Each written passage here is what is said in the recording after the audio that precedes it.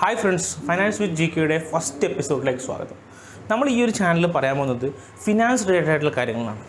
Finance related കാര്യങ്ങൾ വെച്ചാൽ നമുക്ക് എങ്ങനെ ഫിനാൻസിനെ വളരെ ഈസി ആയിട്ട് മാനേജ് ചെയ്യാം, മൾട്ടിപ്പിൾ സോഴ്സ് ഓഫ് ഇൻകം എങ്ങനെ കണ്ടെത്താം, നമുക്ക് ഫിനാൻസ് നല്ല ഇൻവെസ്റ്റ്മെൻറ്റിലൂടെ നമ്മൾ ഫിനാൻസ് എങ്ങനെ വർദ്ധിപ്പിക്കാം, നല്ല സ്ട്രാറ്റജിയിലൂടെ നമ്മൾ സോഴ്സ് ഓഫ് ഇൻകത്തിനെ പ്രോപ്പറായിട്ട് കൺട്രോൾ ചെയ്ത് നമ്മളുടെ ആക്ച്വലി ഇൻകമും നമ്മുടെ ആക്ച്വലി എക്സ്പെൻസും കാര്യങ്ങളൊക്കെ കൺട്രോൾ ചെയ്യാൻ പഠിക്കാം, ബഡ്ജറ്റിംഗ് എങ്ങനെ ചെയ്യാം, അങ്ങനെയുള്ള ഫിനാൻസ് റിലേറ്റഡ് ആയിട്ടുള്ള ഒരു അവയർനെസ് ആണ് നമ്മൾ ഈ ഒരു ചാനലിലൂടെ ചെയ്യാൻ ഉദ്ദേശിക്കുന്നത്. അപ്പോൾ തീർച്ചയായിട്ടും ഞാനും ഒരു ലേണിംഗ് ഫേസിലാണ്. തീർച്ചയായിട്ടും ഇത്തരത്തിലുള്ള കാര്യങ്ങൾ ജീവിതത്തിൽ ഇംപ്ലിമെൻറ്റ് ചെയ്യണം, പഠിക്കണം എന്ന് താല്പര്യമുള്ള ആൾക്കാർക്ക് ആണ് ഈ ഒരു ചാനൽ ഉപകാരപ്പെടുക. അപ്പോൾ ഒട്ടും താമസിക്കുന്നില്ല, വെൽക്കം ടു വീഡിയോ. ഈ വീഡിയോ കാണുന്ന എല്ലാവരെയും നമ്മൾ ഫസ്റ്റ് വീഡിയോയിലേക്ക് സ്വാഗതം ചെയ്യുന്നു. നമ്മൾ ഫസ്റ്റ് പറയാൻ പോകുന്നത് എന്തിനാണ് ഫിനാൻസ് പ്ലാനിങ് ചെയ്യുന്നതെന്നാണ്. ഒരുപാട് ആൾക്കാർ ചോദിക്കുന്ന ഒരു ക്വസ്റ്റ്യനാണ്, എന്തിനാണ് ഫിനാൻസ് പ്ലാനിങ് ചെയ്യുന്നത്. അപ്പോൾ നമ്മളുടെ പാരൻസ് ആയിട്ടുള്ള ആൾക്കാരും അതിൻ്റെ മുകളിലുള്ള ആൾക്കാരും ചിലപ്പോൾ ഫിനാൻസ് പ്ലാനിങ് ചെയ്തിട്ടുണ്ടാവില്ല, പക്ഷേ അവർ പ്രോപ്പറായിട്ട് നല്ല രീതിയിൽ ജീവിതം നയിച്ചിട്ടുണ്ടായിരുന്നു. പക്ഷേ ഇപ്പോഴത്തെ സിറ്റുവേഷനിൽ എന്തിനാണ് ഫിനാൻസ് പ്ലാനിങ് വളരെ വളരെ ഇമ്പോർട്ടൻ്റ് ആയിട്ടുള്ള ക്വസ്റ്റ്യനാണ്. പണ്ടൊക്കെ ആണെന്നുണ്ടെങ്കിൽ നമ്മളൊരു ഫാമിലി, ഒരു കൂട്ടുകുടുംബമായിരുന്നു, എല്ലാവരുടെയും സപ്പോർട്ടുകൾ ഉണ്ടായിരുന്നു, എന്തെങ്കിലും ഒരു ബുദ്ധിമുട്ട് വന്നു കഴിഞ്ഞാൽ മറ്റാൾക്കാർ സഹായിക്കുന്നു. ഇപ്പോൾ ആക്ച്വലി എല്ലാം ന്യൂക്ലിയർ ഫാമിലിയിലേക്ക് മാറിയിരിക്കുകയാണ്.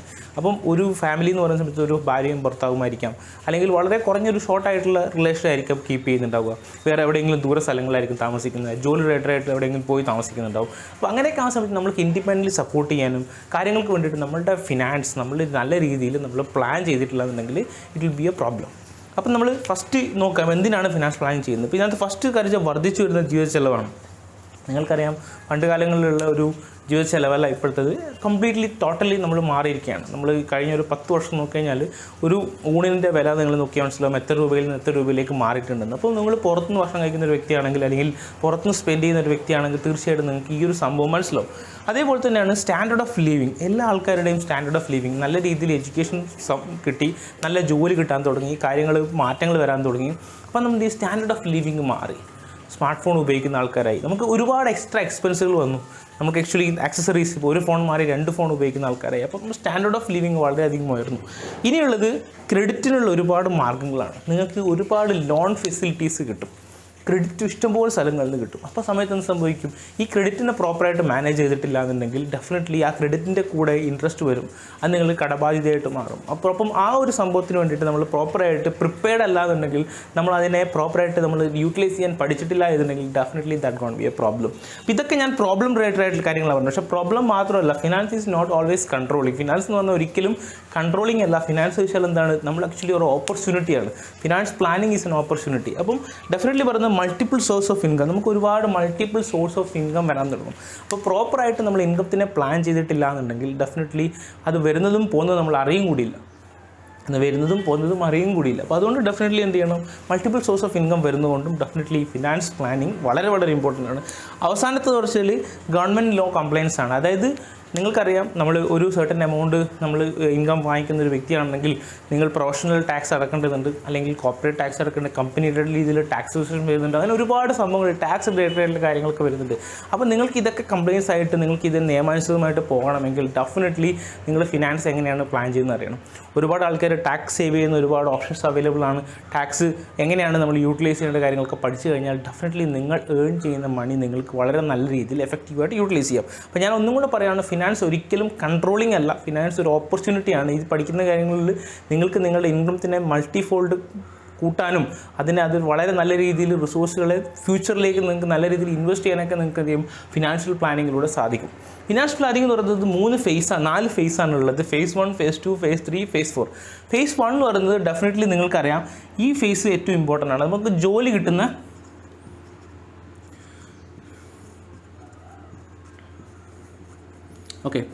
ഈ ഫേസ് 1 എന്ന് പറഞ്ഞാൽ ജോലി കിട്ടുന്ന സമയമാണ്. നമുക്ക് ഫസ്റ്റ് ജോലി കിട്ടിയ സമയത്തിനാണ് നമ്മൾ ഫേസ് 1 അവിടെ നിന്നാണ് സ്റ്റാർട്ട് ചെയ്യുന്നത്. നിങ്ങൾക്ക് ഫസ്റ്റ് ഇൻകം വരുന്നു, ആ ഫസ്റ്റ് നിങ്ങൾക്കൊരു ചെറിയൊരു സാലറി വരുന്നു, നിങ്ങളുടെ പോക്കറ്റ് മണി ആയിട്ട് വരുന്നു, നിങ്ങൾ ഏൺ ചെയ്യുന്ന എമൗണ്ട് ഉണ്ടാകുന്നു. ഇതിന് നിങ്ങൾ എങ്ങനെ യൂട്ടിലൈസ് ചെയ്യുന്നു, ഇതിൻ്റെ കാര്യങ്ങളൊക്കെയാണ് ഈ ഫേസ് 1 വരുന്നത്. Phase 1 finance planning entirely different ആണ് ഫേസ് 2. ഫേസ് 2 സ്റ്റാർട്ട് ചെയ്യുന്നത് കല്യാണത്തിന് ശേഷമാണ്. കല്യാണത്തിന് ശേഷമാണ് ഫേസ് 2 സ്റ്റാർട്ട് ചെയ്യുന്നത്. കല്യാണത്തിന് ആ സമയത്ത് എന്ത് ഇവിടെ നിങ്ങൾ മാത്രമല്ല, നിങ്ങളുടെ കൂടെ ഒരു പാർട്ട്ണറും കൂടെ വരികയാണ്. ഈ പാർട്ട്ണറും കൂടെ വരുന്ന സമയത്ത് ഉണ്ടാകുന്ന ഫിനാൻഷ്യൽ പ്ലാനിങ്, ജീവിത ചെലവ് കാര്യങ്ങളൊക്കെ ഡിഫറെൻ്റ് ആണ്. അപ്പോൾ ഫേസ് 2 നിങ്ങൾ സ്റ്റാർട്ട് ചെയ്യേണ്ടത്, ഫേസ് 2ൻ്റെ ഫിനാൻഷ്യൽ പ്ലാനിങ് സ്റ്റാർട്ട് ചെയ്യേണ്ടത് എപ്പോഴാണ്, അതിൻ്റെ റിലേറ്റഡ് കാര്യങ്ങൾ ഇവിടെയാണ് വരിക. ഇനി ഫേസ് 3 എങ്ങനെയാണ്? ഫേസ് 3 കുട്ടി കുട്ടി ജനിക്കുന്ന മുതലാണ് ഫേസ് 3 സ്റ്റാർട്ട് ചെയ്യുന്നത്. അവസാനത്തെ കുട്ടിയും, നിങ്ങൾക്ക് കുട്ടികളുണ്ടാവുന്നില്ല, എത്ര കുട്ടികളുണ്ടാകുന്ന അവസാനത്തെ കുട്ടിയും സ്കൂളിൽ പോയി കോളേജിൽ പോയി കോളേജ് പഠനവും പൂർത്തിയാക്കുന്നതോടുകൂടിയാണ് ഫേസ് 3 അവസാനിക്കുന്നത്. കോളേജ് പഠനം ഈ കുട്ടി ജനിക്കുന്ന തൊട്ടിട്ട്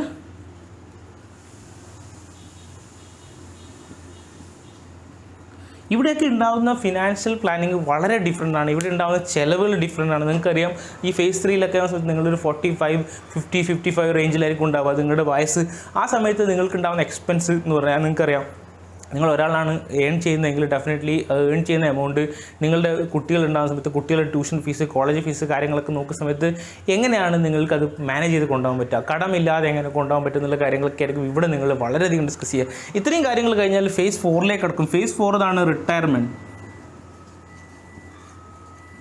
ഇവിടെ ആക്ച്വലി നിങ്ങൾക്കറിയാം എല്ലാ കാര്യങ്ങളും സെറ്റിലായിട്ട് നിങ്ങൾക്ക് ചിലപ്പം നിങ്ങൾ ഗവൺമെൻറ് ഉദ്യോഗസ്ഥനാണെങ്കിൽ നിങ്ങൾക്കൊരു എമൗണ്ട് റിട്ടയർമെൻറ്റ് ഇതായിട്ട് കിട്ടും. നിങ്ങൾ പ്രൈവറ്റ് ആണെങ്കിൽ നിങ്ങൾ പ്രൈവറ്റിൽ നിങ്ങൾ PF കാര്യങ്ങളൊക്കെ ഉണ്ടെങ്കിൽ നിങ്ങൾ ഡെഫിനറ്റ്ലി നിങ്ങൾക്ക് റിട്ടയർമെൻറ്റ് കിട്ടും. ഇല്ലാന്നുണ്ടെങ്കിൽ ഡെഫിനറ്റ്ലി നിങ്ങൾ എങ്ങനെ അതിനെ സർവൈവ് ചെയ്യുന്നുള്ള കാര്യങ്ങളായിരിക്കും ഈ ഫേസ് 4-ൽ വരിക.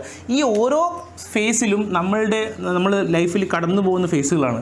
നിങ്ങൾ ഇന്നുള്ള ഫേസ് ചിലപ്പം ഫേസ് 2-ലായിരിക്കും, ചിലപ്പോൾ ചില ആൾക്കാർ ഫേസ് 3-ലായിരിക്കും, ചില ആൾക്കാർ ഫേസ് 1-ലായിരിക്കാം. അപ്പോൾ ഈ ഓരോ ഫേസുകളും വളരെ ഇമ്പോർട്ടൻ്റ് ആണ്. അപ്പോൾ നമ്മൾ ഈ ഒരു ചാനലിലൂടെ ഈ എല്ലാ ആൾക്കാർക്കും വേണ്ടിയിട്ടുള്ള പല രീതിയിലുള്ള കാര്യങ്ങൾ നമ്മൾ ഡിസ്കസ് ചെയ്യും. അപ്പോൾ തീർച്ചയായിട്ടും സ്റ്റേ ട്യൂൺഡ്. കാരണം ഈ ഓരോ സംഭവത്തിലും ഡിഫറെൻ്റ് ആയിട്ടുള്ള പ്ലാനിങ്സും ഡിഫറെൻ്റ് ആയിട്ടുള്ള എന്താ പറയണ്ടേ ഫിനാൻഷ്യൽ സ്ട്രാറ്റജീസുമാണ് നമ്മൾ ഇംപ്ലിമെൻറ്റ് ചെയ്യേണ്ടത്. അപ്പം എനിക്കറിയാവുന്ന കാര്യങ്ങൾ വളരെ ഹംബിളായിട്ട് എനിക്കറിയാവുന്ന ഞാൻ പഠിച്ചിട്ടുള്ള കാര്യങ്ങളും ഞാൻ ഇംപ്ലിമെൻറ്റ് ചെയ്യുന്ന കാര്യങ്ങളും മറ്റാൾക്കാരോട് ചോദിച്ച് മനസ്സിലാക്കിയ കാര്യങ്ങളും അതേപോലെ തന്നെ മറ്റാൾക്കാരുടെ എക്സ്പീരിയൻസും കാര്യങ്ങളൊക്കെ നമുക്കിവിടെ ഷെയർ ചെയ്യാം. അപ്പം ഇനിയും നല്ലൊരു ഇതിൻ്റെ ഒരു കണ്ടിന്യൂഷൻ ആയിട്ടുള്ള നല്ല വീഡിയോ ആയിട്ട് വരുന്നവരെ നന്ദി, നമസ്കാരം.